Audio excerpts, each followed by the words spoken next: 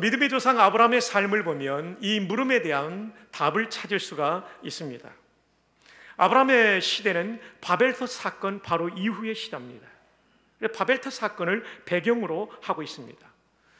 바벨탑 시대는 대홍수 이후에 살아남았던 사람들이 다시 하나님을 반역하는 것으로 시작합니다. 타락하고 자기를 높이고 그리고 하나님을 대항하며 그리고 자기의 뜻을 펼치려고 하는 사람들, 이것이 바벨탑 시대의 사람들의 모습이었습니다. 그들은 자기들의 이름을 내고 온 지면에 흩어지지 않게 하여 높은 탑을 쌓게 됩니다. 미드라시라고 하는 유대 문서에 보면 NIC 주석에 나와 있는데 약 60만 명의 남자들이 이 탑을 쌓는 일에 동원되었을 것이다 라고 말해주고 있습니다. 그리고 이 탑의 꼭대기에는 우상을 만들어 놓았고 그 우상의 손에는 하늘을 향한 칼이 들려 있었을 것이라고 미드라시가 증언하고 있습니다. 이건 하나님에 대한 도전이었죠. 그래서 하나님이 내려오셔서 이 탑을 쌓는 일을 중단시켰는데 언어를 혼란시켰습니다. 여러분, 외국인과 만났는데 그 언어를 못하면 의사소통이 안 되면 뭐가 안 되잖아요. 그냥 탑이 중단되죠. 그래서 사람들은 뿔뿔이 세계 전역으로 흩어지게 되었습니다. 그렇지만 하나님은 이 흩어진 사람들을 위한 구원의 계획을 펼치기 시작합니다. 하나님에 대하여 반역한 인류를 향한 하나님의 구원의 드라마가 시작되는 것이죠. 하나님은 바벨탑 시대의 사람들과는 달리 하나님을 경외하며 하나님의 말씀에 순종으로 반응할 한 사람을 찾으십니다. 그가 바로 아브라함이었습니다. 아브라함에게 하나님은 바벨탑 사건 이후에 최초로 인격적으로 만나주시고 그리고 그로 하여금 하나님을 경험케 하심으로써 이 구원의 대서사시, 대드라마를 이루어 가십니다. 자, 그럼 오늘 본문에서 하나님께서는 무엇을 우리에게 말씀하고 있을까요? 첫 번째로는 하나님께서는 아브라함에게 복을 주셨다는 것을 말씀해 주고 있습니다. 이것이 우리와 어떤 상관이 있을까? 이 말씀을 들으면서 우리가 배워가기를 바랍니다. 자, 오늘 본문 1절과 2절 다 함께 읽어요. 여호와께서 아브라함에게 이르시되 너는 너희 고향과 친척과 아버지의 집을 떠나 내가 내게 보여줄 땅으로 가라. 내가 너로 큰 민족을 이루고 내게 복을 주어 내 이름을 창대하게 하리니 너는 복이 될지라. 첫 번째, 어떤 복이냐면 내가 너로 큰 민족을 이루고, 12장 2절을 다시 보시면 내가 너로 큰 민족을 이루고 라고 되어 있습니다. 창세기 18장에서는 다시 한번 강조합니다. 아브라함은 강대한 나라가 되고, 다시 말씀드립니다마는 바벨탑 사건 이후에 하나님께서는 새로운 한 나라를 준비하기 시작하셨습니다. 그 나라는 어떤 나라냐면 세계 모든 만민에게 복음의 메시지를 전달할 사람들로 구성된 하나님 나라, 뿐만 아니라 장차 이 땅을 구원할 구원자가 태어날 그 민족을 시작하시는 것이죠. 이를 위해서 하나님은 아브라함을 선택하셨습니다.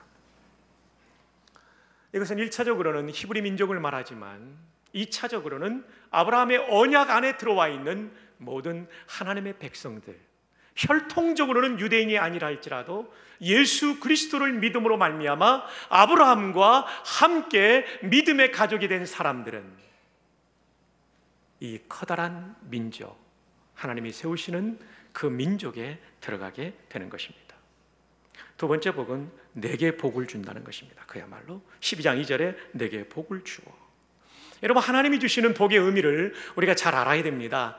일반적으로 복, 성경에도 그런 복이 나오긴 합니다. 1차적인 것들은 우리가 장수하고 질병이 없고 돈을 잘 벌고 자녀가 많이 태어나고 자녀가 잘 되고 그리고 세상에서 높은 명예와 지위를 얻고, 이런 것들을 우리는 일반적으로 복이라고 말합니다. 성경에도 이런 복이 나옵니다. 그러나 성경이 강조하고 있는 복은 이보다 더 영원한 복입니다. 그리고 더 깊은 복입니다. 조금 전에 말씀드렸던 대여섯 가지의 복을 가진다 할지라도 사람은 진정으로 행복할 수가 없습니다. 돈이 많으면 행복하다면 돈 많은 사람은 왜 그렇게 힘들게 살아갑니까? 건강하다면, 행복하다면 건강한 사람은 왜 또 그렇게 힘든 문제를 끌어안고 살아갑니까? 그것만으로 행복할 수 없거든요. 더 깊은 행복이 있습니다. 그건 뭐냐면 하나님을 알아가는 법, 하나님과 동행하는 법, 그리고 하나님께서 원하시는 구원의 복음의 증인이 되는 복인 줄로 믿으시기를 바랍니다. 시편 1편에는 행복에 대해서 이렇게 말해주고 있습니다. 처음에는 부정적인 표현을 하고 있죠. 첫째로 악한 사람의 의논에 참여하지 않는 게 복입니다. 악한 모의에 참여하지 않는 사람이 복 있는 사람입니다. 둘째로는 죄인의 길에 서지 않는 사람이 복이 있는 사람입니다. 죄악의 행동을 저지르지 않는다는 것이죠. 셋째로는 오만한 자의 자리에 앉지 않는 사람이 복 있는 사람입니다. 다른 사람을 무시하고 교만한 태도를 가지는 건 복 있는 사람이 아니라는 거죠. 사랑하는 여러분, 이것은 얼마나 세상의 가치관과 다른 가치관을 성경이 우리에게 제시하고 있습니까? 성경은 좀 불법을 저지르고 남을 짓밟고서라도 높은 자리에 올라간 사람 성공했다고 생각할 수 있어요.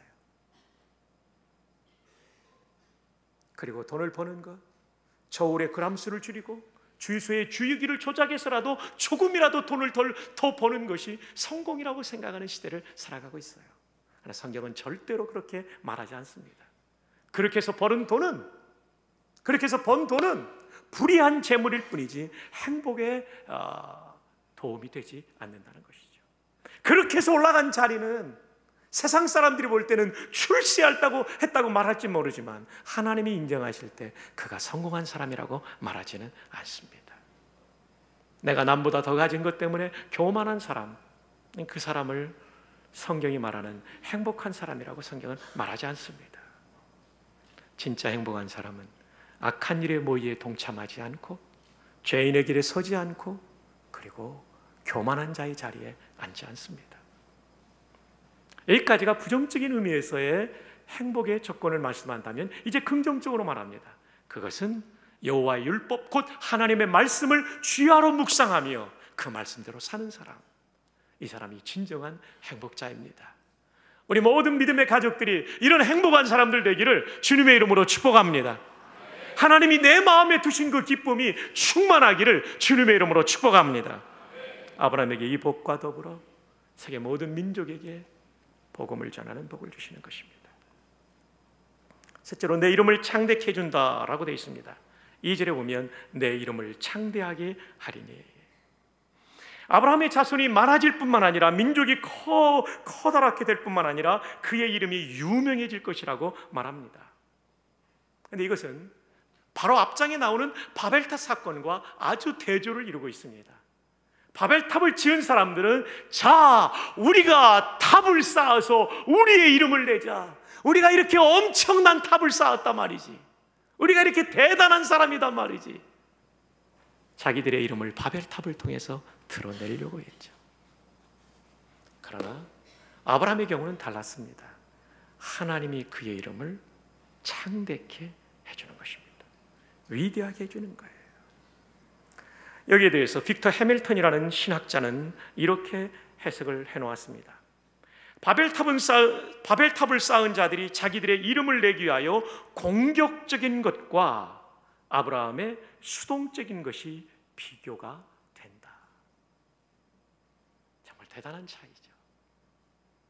여러분, 세상을 보면서 그리고 교회 안의 성도들을 보면서 한번 살펴보십시오. 그리고 무엇보다 나 자신을 들여다보십시오. 나는 나의 이름을 내기 위해서 공격적인 대쉬를 하고 있는가? 아니면 하나님의 주권 아래서 최선을 다하다가 하나님이 높여주시면 높아지고 아니면 겸손하게 그 자리에서 섬기는 사람인가? 이것이 바벨탑 시대의 사람이 되느냐, 아브라함의 후손다워지느냐의 차이를 만듭니다. 해밀턴은 이어서 말합니다. 만약 그의 이름이 위대하게 된다면 그것은 그 어떤 자기 주도의 노력 때문에 되는 것은 아닐 것이다. 위대한 이름은 선물로 주어지는 것이지 내가 성취하는 것은 아니다. 그렇습니다. 진짜 높아지는 건 하나님이 높여주시는 선물로 되는 줄로 믿습니다. 아브라함은 하나님이 높여주는 인생이 되었습니다. 그는 정말 굉장히 발달된 도시에 살았어요. 갈대아 우르나 하란을 고고학적으로 발굴해 보면 교통이 굉장히 발달해 있었고요, 2층 집, 3층 집이 있던 도시였습니다. 도서관이 있던, 지금으로부터 4,000년 전, 몇 년 전에요? 4,000년 전에 그런 도시에 살다가 그는 길거리로 나와서 유목민으로 텐트 치며 살았어요. 누구 하나 그의 이름을 기억할 수 없는 상황이었지만 4,000년이 지난 오늘 수많은 사람들이 아브라함을 기억합니다. 그리고 서양에 보면 에이브러함이라는 이름을 가진 사람이 많습니다. 여러분이 잘 아시는 에이브러함 링컨. 어떻게 알았어요? 제가 좋아하는 화란의 신학자 에이브러함 카이퍼, 이런 대단한 분들이 있죠. 정말 그의 이름을 창대해 줬어요. 왜냐하면 그 이름을 통해서 하실 일이 있었기 때문이죠. 그게 뭘까요? 두 번째로 우리가 살펴봅니다. 하나님께서 앞서 말씀하신 수많은 복을 아브라함에게 주셨는데 이것은 왜 주셨는가? 두 번째입니다. 하나님께서는 아브라함이 받은 복을 통해, 아브라함을 통해 모든 민족을 복주시기를 원하셨습니다. 창세기 12장 2절, 내가 너로 큰 민족을 이루고 내게 복을 주어 내 이름을 창대하게 하리니 너는 뭐가 될지라? 너는 복이 될지라. 여러분, 이것을 영어 성경으로 한번 볼까요? NASB에 보면 And I will make you a great nation. 내가 너를 큰 민족을 이루게 하겠다. And I will bless you. 내가 너를 복주겠다. And make your name great. 너의 이름을 창대케 크게 위대하게 해주겠다. 그 다음이 중요합니다. And 다음에 또 하나의 접속사가 나오죠. So. 그래서 you shall be a blessing. 네가 복이 되게 할 것이다. 여기 so에 집중하시기를 바랍니다. 앞에 이런 복도 주고 저런 복도 주고 또 다른 복도 주는데 왜 주냐면 그래서 네가 복이 되는 거다. 누구한테 복이 되느냐? 이건 3절에 나옵니다. 3절을 볼까요? 너를 축복하는 자에게는 내가 복을 내리고 너를 저주하는 자에게는 내가 저주하리니, 아브라함을 보호한다는 약속이죠. 땅의 모든 족속이 너로, 그 다음 무슨 말이 나와요? 말미암아 뭐를 얻는다고요? 복을 얻을 것이라. 사랑하는 여러분, 다시 2절과 3절을 기억해 보십시오. 너로 큰 민족이 되게 하겠다.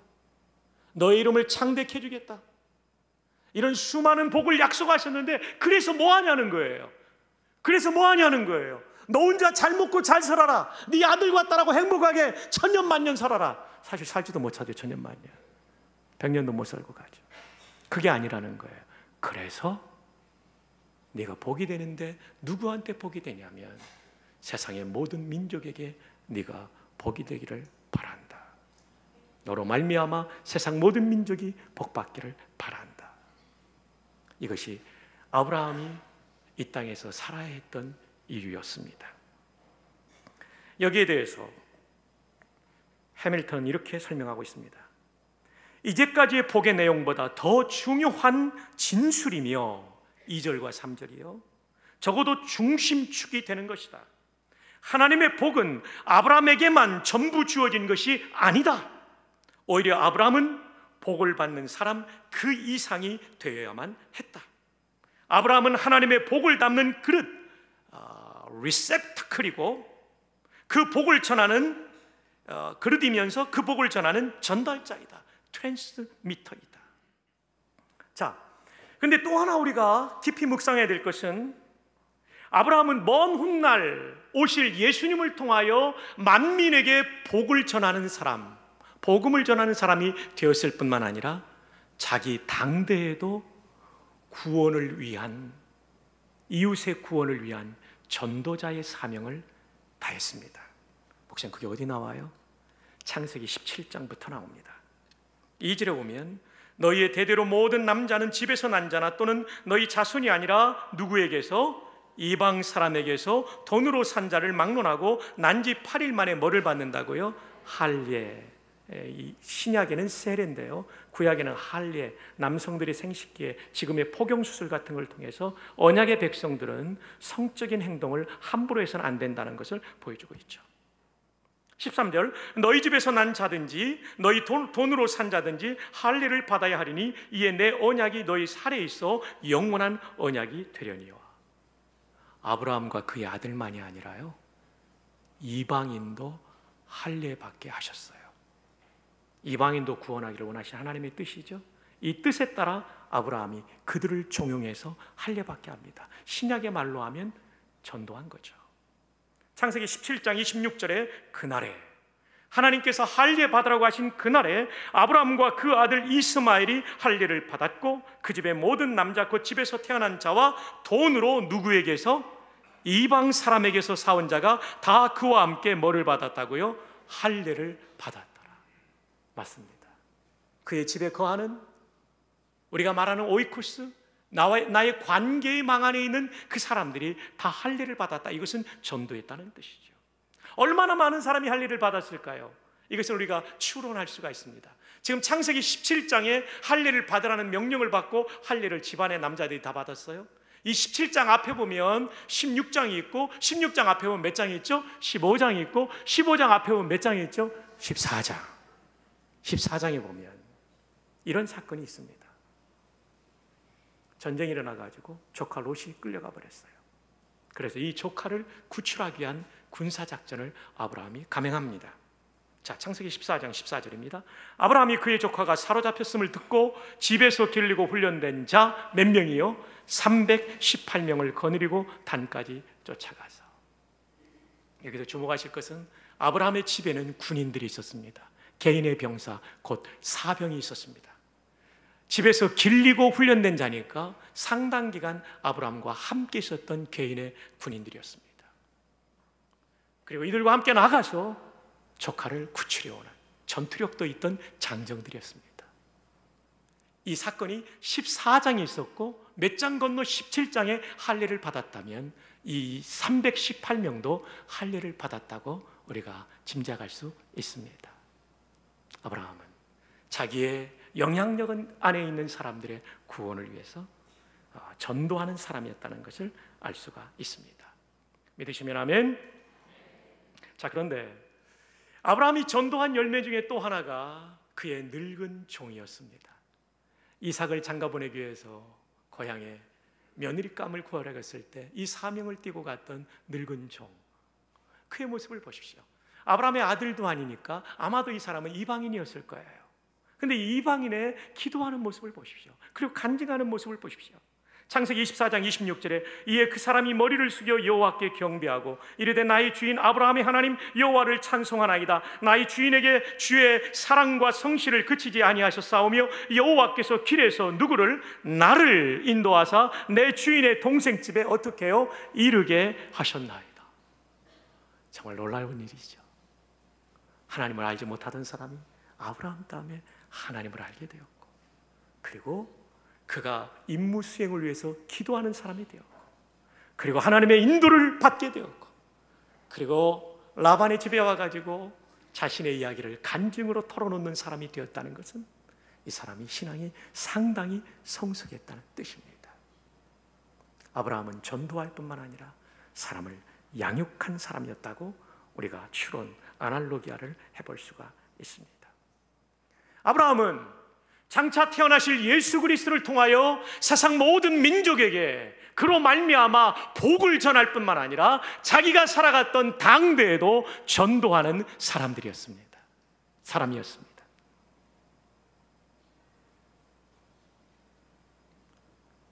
자, 아브라함이 이렇게 살았다는 것이 우리에게는 어떤 관계가 있을까요? 영적으로는 우리가 믿음으로 그의 자녀이기 때문에 그의 사명이 우리에게 계승된다는 의미가 있습니다. 로마서 4장 11절 볼까요? 그가 할례의 표를 받은 것은 무할례 시에 믿음으로 된 의를 인친 것이니 이는 무할례자로서 믿는 모든 자의 뭐가 돼요? 조상이. 믿는 모든 자의 조상이 돼요. 여러분 아십니까?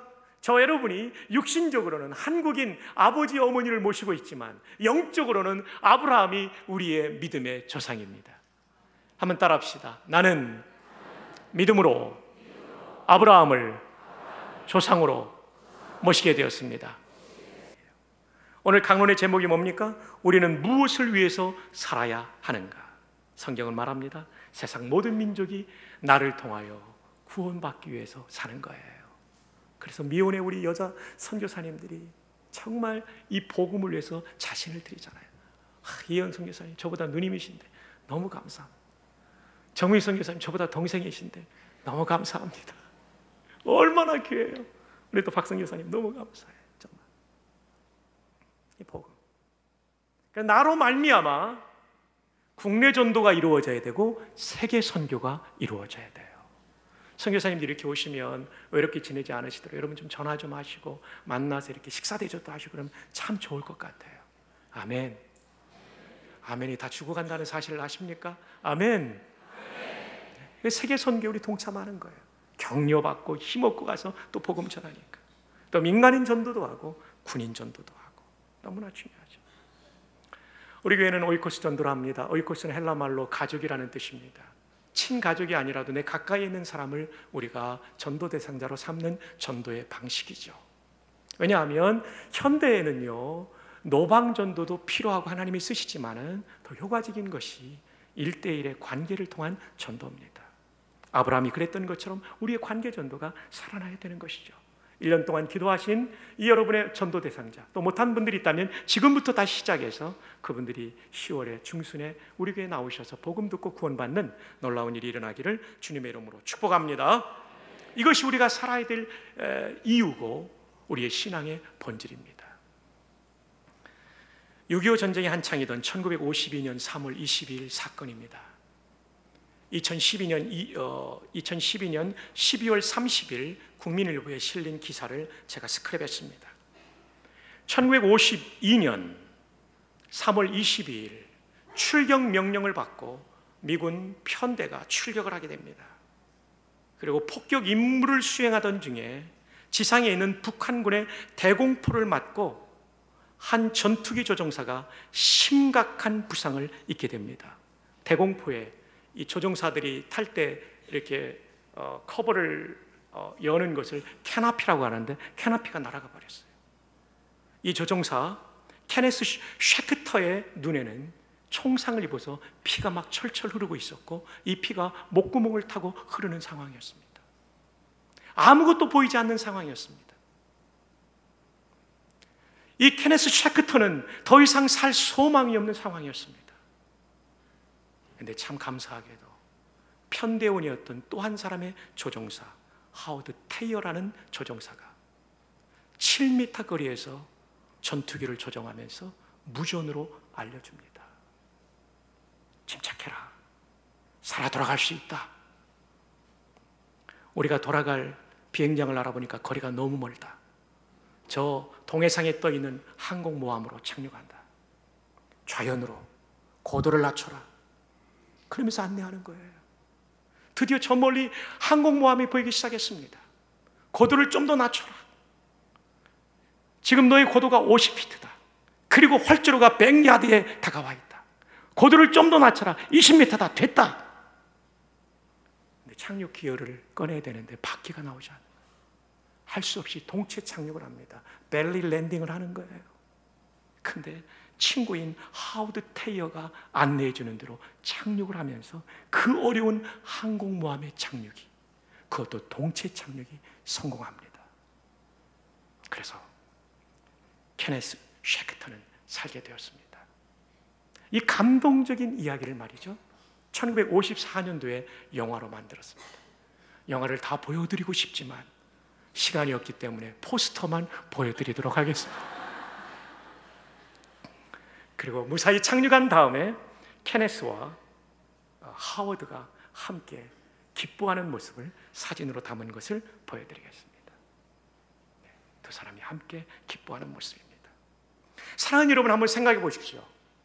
만약에 이 하워드 테이어가 없었다면 케네스 쉐크터는 살 수 없었습니다. 보이지 않는 전투기 조종사가 랜딩 기어도 나오지 않는 그 전투기를 몰고 캐나피도 날아가고 정신이 없고 얼굴이 피 범벅이 되어서 아무것도 보이지 않는 전투기 조종사가 어떻게 혼자 살 수 있었겠어요? 너무나 좋은 친구 하워드 테이어가 좌연으로 고도를 낮춰라, 이제 착륙이다, 이 안내를 받았기 때문에 절체절명의 위기를 이길 수가 있었던 것입니다. 지금 예수 그리스도를 믿지 않는 사람들은 어떻게 보면 케네스 셰크터처럼 구원의 길이 보이지 않는 사람들과 같습니다. 천국의 활주로가 보이지 않는 사람들과 같습니다. 그들을 위해서는 하워드 테이어처럼 그들의 방향을 안내하고 그들의 착륙 지점을 알려주는 그 한 사람이 필요합니다. 그 사람이 누굽니까? 바로 당신입니다. 바로 여러분입니다. 이번 가을에 우리 모두가 하워드 테이어가 되어서 영생의 길을 알지 못하는 사람들에게 길을 안내하고 구원의 길로 인도하는 그런 멋진 하나님의 사람들, 아브라함처럼 우리로 말미암아 세상 모든 민족이 구원을 받는 일에 또 한 번의 발자국을 떼는 우리 모두가 될 수 있기를 주님의 이름으로 축복합니다.